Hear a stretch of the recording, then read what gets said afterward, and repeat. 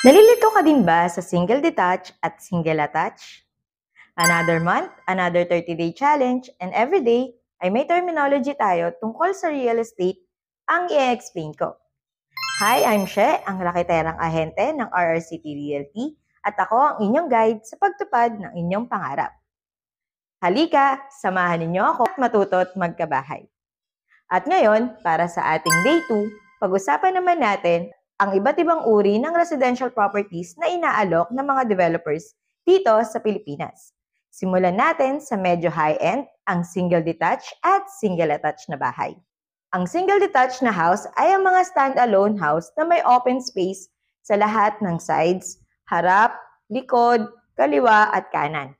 Perfect ito para sa mga pamilya na may gusto ng privacy dahil may mas malaking outdoor space dito.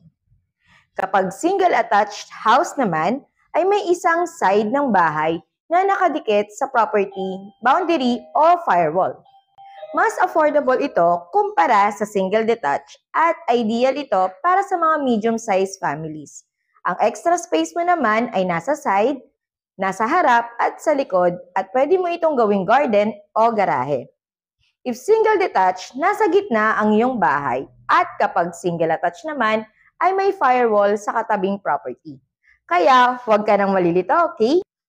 Bukas, tatalakayin naman natin ang isa pang uri ng bahay na binebenta ng mga developers, ang duplex. Kaya samahan niyo ako araw-araw upang matuto't magkabahay.